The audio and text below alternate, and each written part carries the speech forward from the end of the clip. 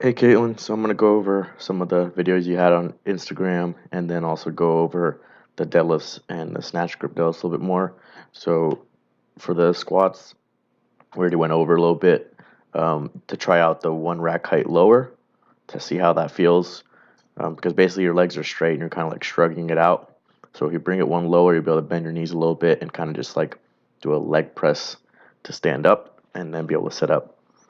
Um, the walkout looked fine. For your tempo squats, you can focus on going a little bit lower, a little bit slower, slower on the way down. Really focus on pushing the knees out, and then also a little bit slower on the way up, and just maintain that position of the knees out, chest up, elbows down. So this was a better one. That descent was good, and then that ascent was good. So at first you went down a little bit too fast, rushed a little bit, got better at the end. For the actual competition squats,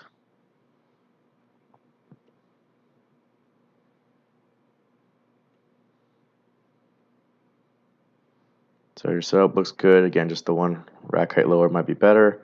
This walkout looked pretty solid. And then the actual squat looks pretty good. Just focus on pushing those knees out will help you hit depth.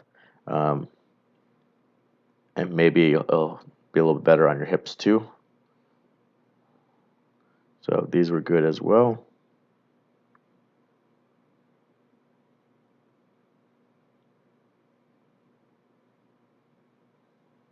Looked a little hard, but nothing too big. We'll skip the deadlifts for now. We'll go to bench press.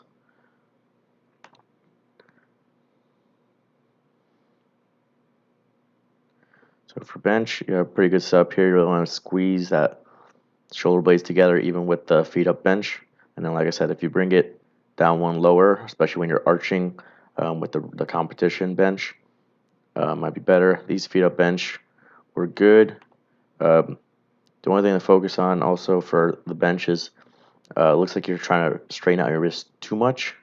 So you can see that a little bit more on the competition benches, I believe, compared to the feet up bench. I'll see if I can find that video though while seeing where you can kind of notice it more.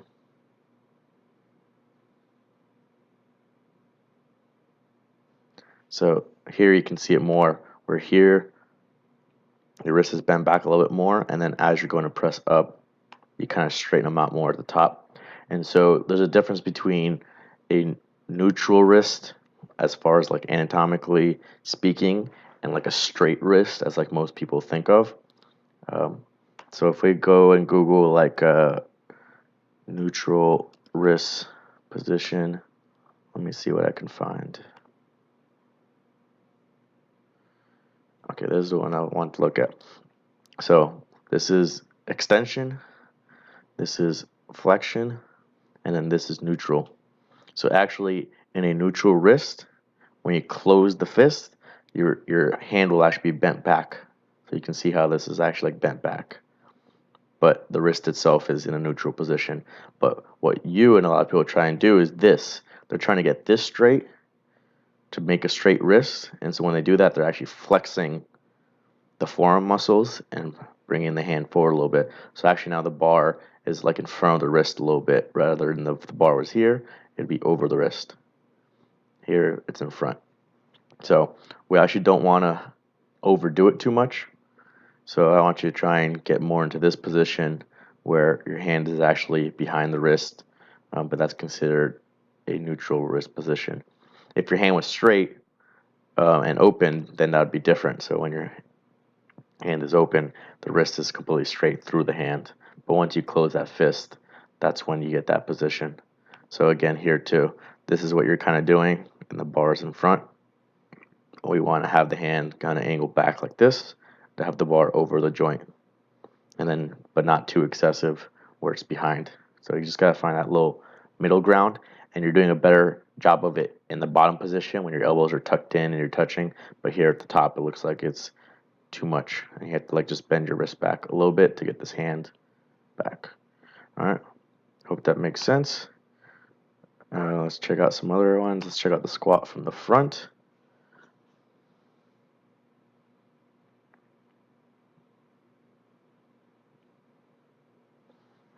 So Again, good walkout, good bar position, good hand position. Just want to keep driving those knees out. Make sure you're sitting all the way down, hitting depth. That was a good one right there. The other thing you can work on is, it looks like you're really taking your breath up here in your face. And what you really want to try and do is breathe deep into your belly and expand against the belt. A good way to start off and learn how to do it is by breathing in through your nose, because usually when people breathe in through their mouth, they breathe into their chest and their face. When you breathe in through your nose, you kind of get deeper into that belly. And that's what we want. We want to go deeper in our belly, push out against that. So you actually go and YouTube like diaphragmatic breathing. This first video is one that I usually send to people, which kind of shows how to breathe through the nose instead of the mouth to get the chest up. And it gives you an exercise that you can practice here, where you lay down and you try and breathe through the nose instead of the chest, and through the nose into the belly instead of the chest. And you can kind of put your hand over your chest or your belly to give you a guide of whether you're breathing deep into the belly or in the chest. So that's something you can practice on your off days. You can practice it before you start squatting to kind of like get that motor pattern going. And then when you go on squat, you can do it better. And during the actual squat, you might have to breathe in through your mouth, just because it might be too hard for you to breathe in through your nose with the weight on your back and all that stuff like that.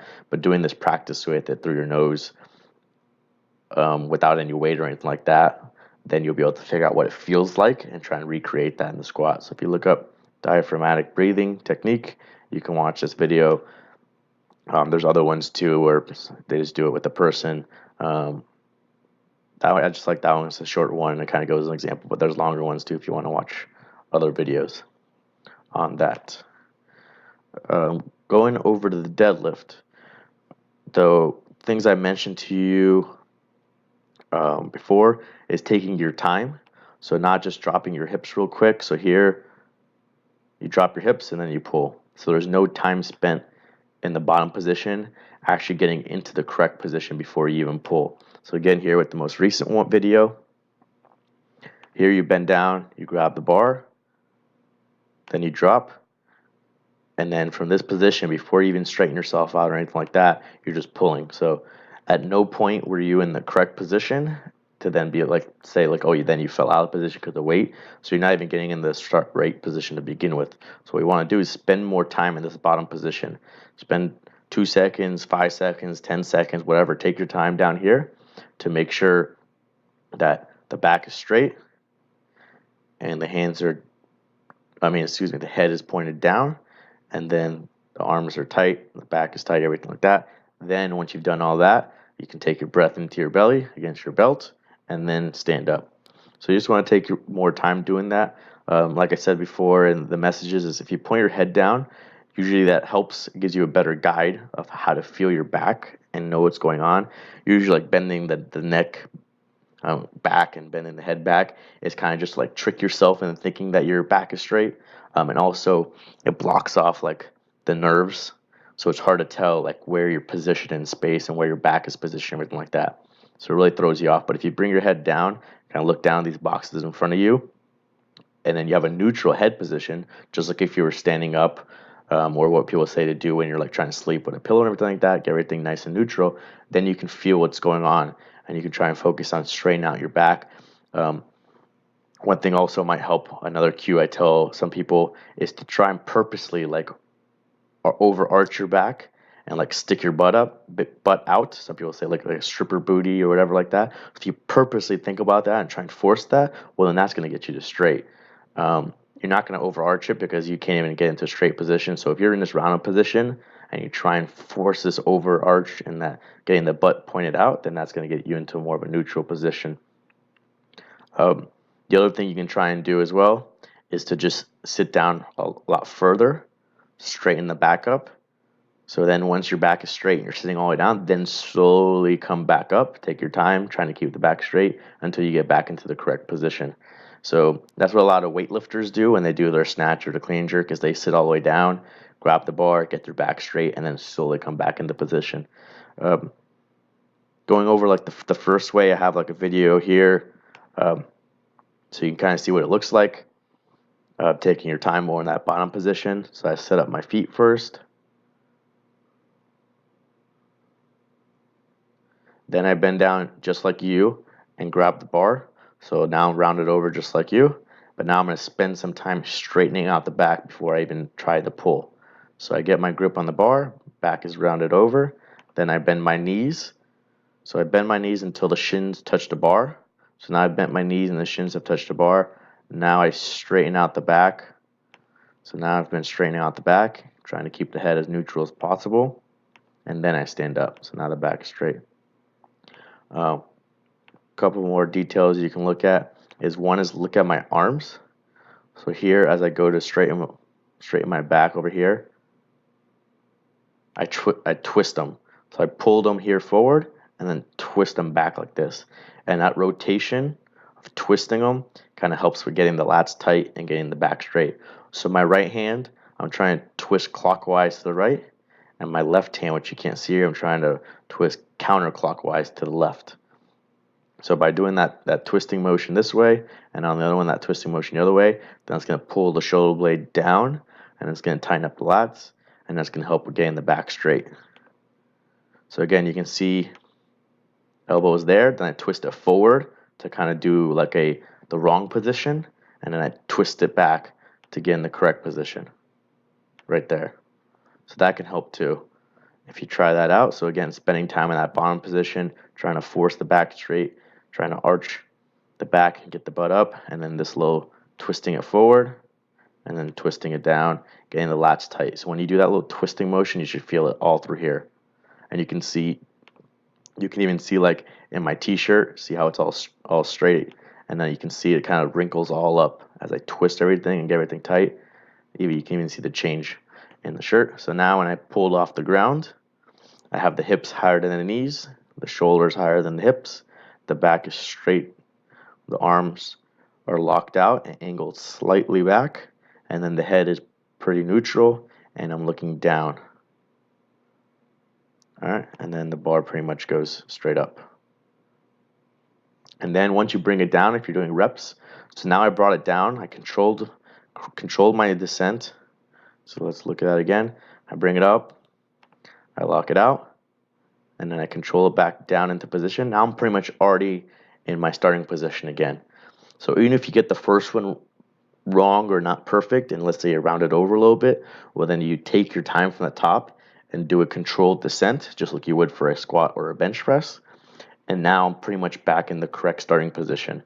And a lot of people can kind of get in a better position when they come from the top down, which is the benefit we have in the squat and the bench press, but not necessarily in the deadlift. So then now my second rep, now I'm pretty much in the starting correct position. Here I decided to stand up just to restart because I'm just like creating the video. So I'm just doing a restart of my setup where I grab the bar, bend my knees, twist everything tight, and then stand up with it. So if you want to do the controlled descent and go right into the next rep, it would look more like this. So I do my first rep, control it down. Now I'm already in the right starting position. I get air, I get my back tight again, and then I go up from there.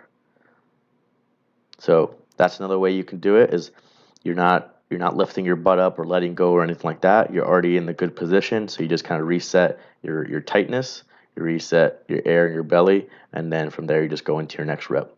And then you come back down again, you'd be in the right starting position again. You get your air, you get everything, make sure everything's tight, twist the arms, and then go up into the next rep. And that way you can kind of ingrain that motor pattern by controlling it down, falling right into the correct starting position, just getting a new breath of air, getting the back tight, and then going again. So that's another way you can do it. For like the weightlifting way, let me see if I can find just a video of a snatch real quick.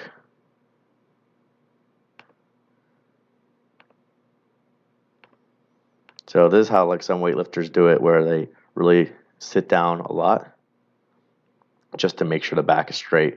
And that's kind of like what you're going to have to do with your snatch grip deadlift probably too, because you're going to be taking this wider grip with the snatch grip, and you're starting with your hips really high up and your back rounded over. So one thing you do is just sit down really far down. So like here he's like in as deep as you are in a squat. He's below parallel, and you can really get your back straight from there. So you just force it down. But then when he actually goes to pull, the hips come a little bit higher. So that's what's going on with the, I think this is the snatch grip one.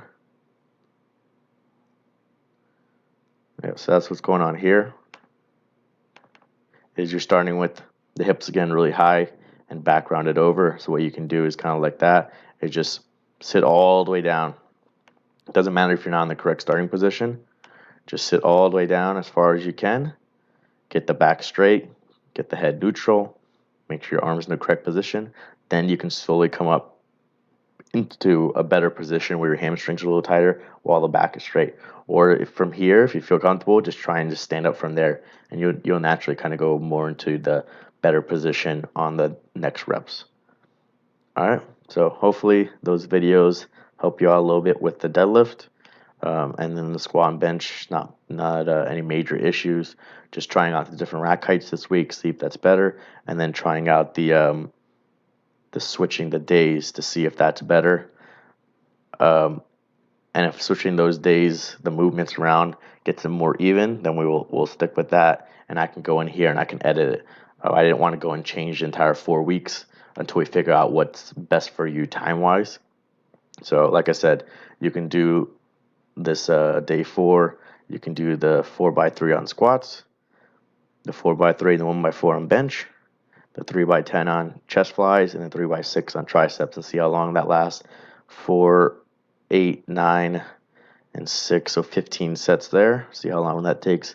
And then the deadlifts, the snatch grip deadlifts, the rear delts, and the horizontal pull on the next day, day 5.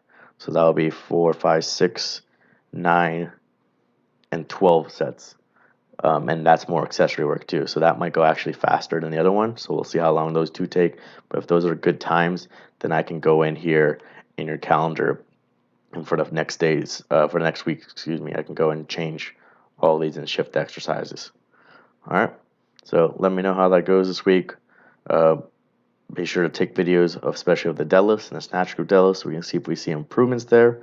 Try out the lower rack heights for squat and bench. See how that goes. And hopefully training goes well this week.